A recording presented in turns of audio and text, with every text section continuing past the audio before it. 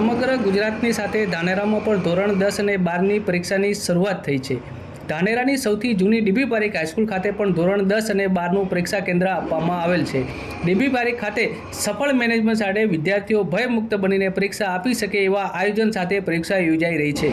વિદ્યાર્થીઓને શુભેચ્છા આપવા ભાજપ આગેવાનો, ધાનેરા પોલીસ સ્ટાફ અને અન્ય આગેવાનો હાજર રહી વિદ્યાર્થીઓ સરસ પરીક્ષા આપી ઊંચું પરિણામ લાવે એવી શુભેચ્છા આપવામાં આવી હતી। હું ધોરણ 10ની વિદ્યાર્થીની છું। આ વર્ષે અમે પ્રથમ વખત એસએસસીની એક્ઝામ આપવા જઈ રહ્યા છીએ।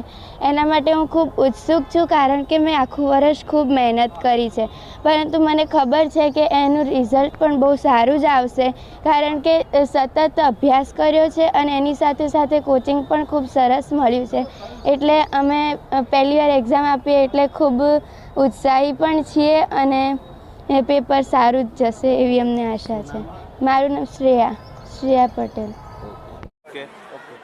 આજે 2024-25 ધોરણ 12 સામાન્ય પરીક્ષાના પ્રથમ દિવસે પરીક્ષાર્થીઓને શુભેચ્છા આપવા માટે અહીં ધાનેરા નગરના અને ભાજપના ઉપપ્રમુખ શ્રી અનિલભાઈ, યુવા મોરચાના પ્રમુખ તરુણભાઈ, તમામ ભાજપ પાર્ટીના કાર્યકર્તાઓ સાથે સાથે ધાનેરા નગરના પીઆઈ સાહેબ અહીં હાજર રહીને બાળકોને શુભેચ્છા પાઠવી। અહીં કુલ આજે 14 બ્લોકોમાં 420 વિદ્યાર્થીઓ પરીક્ષા આપી રહ્યા છે। દરેક પરીક્ષાર્થીઓ માટે સુવ્યવસ્થા છે, કોઈ પણ પ્રકારની બાળકોને ન તકલીફ પડે એ રીતે શાળામાં સંપૂર્ણ વ્યવસ્થા છે અને દરેક વડીલો દ્વારા ખૂબ ખૂબ શુભેચ્છા પાઠવવામાં આવી છે। ફરીથી હું આ શાળા વતી આ તમામ કાર્યકર્તાઓનો અને તમામ પોલીસ સ્ટાફનો હું આભાર માનું છું। અસ્તુ।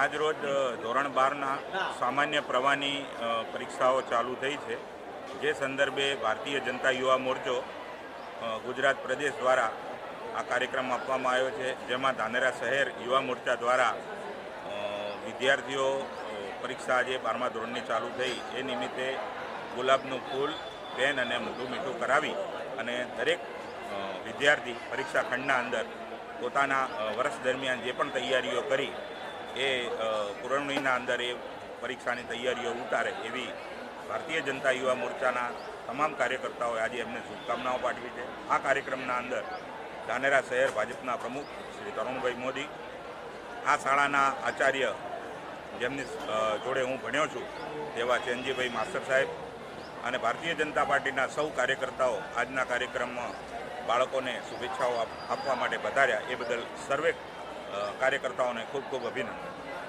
આજરોજ ધોરણ 10 અને ધોરણ 12ની એક્ઝામનો પ્રારંભ થઈ રહ્યો હોય, જિલ્લા વહીવટીતંત્ર દ્વારા અને પોલીસ તંત્ર દ્વારા આ પ્રકારની તમામ વ્યવસ્થાઓ કરવામાં આવી છે। ખાસ કરીને તમામ જે સેન્ટરો છે, જે મથકો છે, ત્યાં પોલીસનો બંદોબસ્ત રાખવામાં આવ્યો છે। આ સિવાય કોઈપણ જગ્યાએ ટ્રાફિક જામ ના થાય અને વિદ્યાર્થીઓ પોતાના સમય ઉપર પોતાના પરીક્ષા કેન્દ્ર સુધી પહોંચી શકે તે માટે પણ એક સમગ્ર પ્રકારની વ્યવસ્થા ગોઠવવામાં આવી છે।